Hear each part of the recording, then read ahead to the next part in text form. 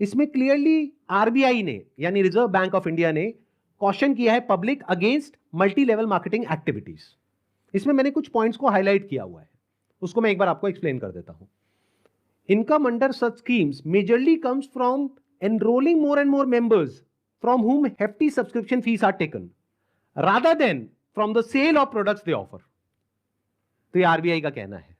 मतलब देखना ये है क्या वो जो प्रोडक्ट है और सर्विस है उसका जो प्राइस है वो मार्केट से थोड़ा ज्यादा है या बहुत ज्यादा है।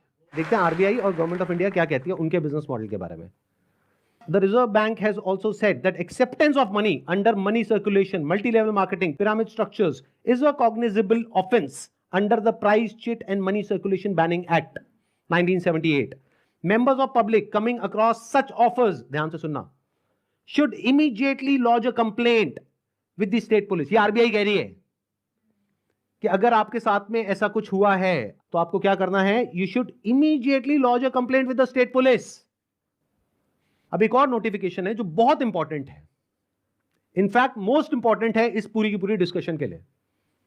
जितनी भी एमएलएम स्कीम्स चल रही हैं, पिरामिड स्कीम्स चल रही हैं, डायरेक्ट सेलिंग कंपनीज चल रही हैं, एफिलिएट मार्केटिंग कंपनीज चल रही हैं, कि वो लीगल है या इलीगल है, ये कैसे समझा जाए। तो इसके लिए गवर्नमेंट ऑफ इंडिया ने 2021 में एक बहुत ही अच्छा स्टेप उठाया।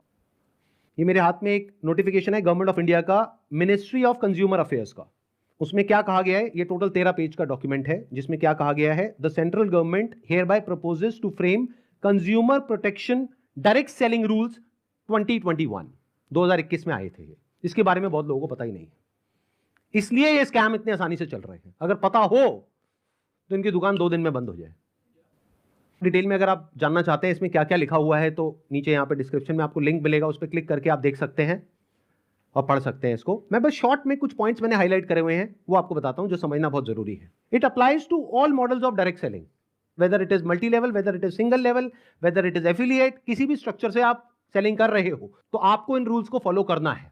सबसे पहला रूल क्या है, it has no provision that a direct seller will receive remuneration और incentives for recruitment oblique enrolment of new participants in the direct selling business except as a result of sale of goods और services by them.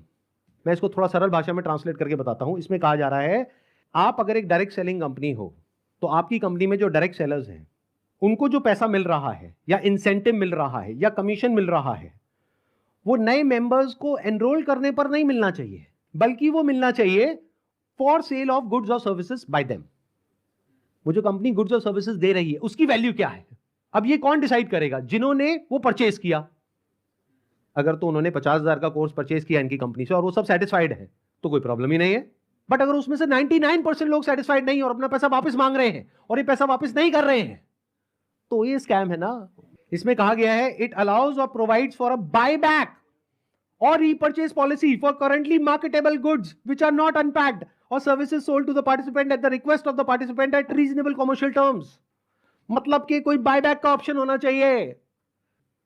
किसी company ने आपको 50,000 रुपए के कुछ products या services दे दी, अब आप कहते हो मेरे किसी काम की नहीं है, तो अब आप उसका क्या करोगे, उस कंपनी को एक बायबैक पॉलिसी देनी पड़ेगी।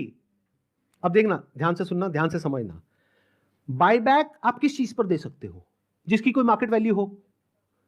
मतलब कि गवर्नमेंट क्या कह रही है यहां पर कि आप कोई ऐसा प्रोडक्ट बेचो डायरेक्ट सेलिंग में जिसकी कोई मार्केट वैल्यू हो, क्योंकि अगर 3 महीने बाद वो इंसान आकर के कहता है कि ये लो आपके प्रोडक्ट्स वापस, तो उस कंपनी को पता है कि ये प्रोडक्ट्स पैक्ड हैं, तो ये प्रोडक्ट्स हम किसी और को दे देंगे, तो ना कंपनी का नुकसान हुआ ना कस्टमर का नुकसान हुआ।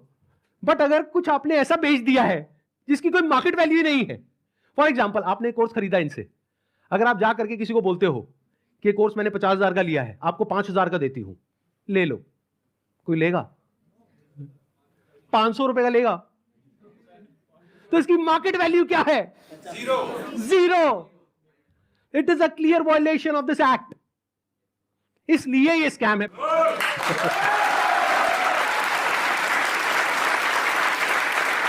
मेरा मकसद सिर्फ किसी एक पर्सन को टारगेट करना नहीं है, बल्कि सबको अवेयर करवाना है कि देखो दुनिया में ऐसा कुछ हो रहा है, तो बच करके रहो। Miss selling means recklessly misrepresenting a product or service in order to successfully complete a sale. It also includes providing consumers with misleading information about a product or service. This can involve omitting key information, मतलब की information आप उनसे छुपा रहे हो about a product, और providing information that makes the product appear to be something it is not. मतलब कि अगर सरल भाषा में बोला जाए तो आप ऐसा नहीं कर सकते कि आप दिखा कुछ और रहे हो और दे कुछ और रहे हो। अब एक सबसे इंपॉर्टेंट क्लॉज आ रहा है, क्लॉज नंबर 7 का 2E एक पर्टिकुलर क्लॉज है जो सबसे इंपॉर्टेंट है इस पूरे के पूरे सर्कुलर में। इसको ध्यान से सुनना, ध्यान से समझना। अ direct selling entity and direct seller shall not refuse to take back spurious goods or deficient services and refund the consideration paid for goods and services provided। इससे कोई फर्क नहीं पड़ता कि आपने उस कंपनी के साथ में क्या एग्रीमेंट किया है, फर्क इससे पड़ता है कि लॉ क्या है। फॉर एग्जाम्पल, आप किसी के साथ में एग्रीमेंट करते हो किसी का मर्डर करने के लिए, तो आप कोर्ट में जाकर के ये नहीं बोल सकते थे कि हमारा एग्रीमेंट था। क्यों? क्योंकि जो कंट्री का लॉ है वो किसी भी एग्रीमेंट के ऊपर है। The law of the land supersedes all agreements. तो आप लोग जो डर रहे हो ना कि हमने उनके साथ में कॉन्ट्रैक्ट साइन किया, एग्रीमेंट साइन किया है, अरे पहले लॉ को तो देख लो, लॉ क्या कहता है। अगर लॉ के हिसाब से वो गलत है तो गलत है, नो मैटर कि उसने आपके साथ क्या एग्रीमेंट किया है। That agreement must be in line with the law of the land.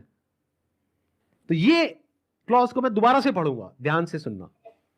A direct selling entity and direct seller shall not refuse to take back deficient services। Deficient word का क्या मतलब होता है? कोई भी ऐसी सर्विसेज जिसमें किसी भी तरह की कोई कमी है और जो कंज्यूमर है वो कहता है कि ये जो आपने मेरे को कोर्स दिया है या प्रोडक्ट दिया है या सर्विस दिया है ये बेकार है, किसी काम की नहीं है, तो उस कंपनी को पैसा रिफंड करना ही पड़ेगा। ये मैं नहीं कह रहा हूं, हमारी कंट्री का लॉ बोल रहा है।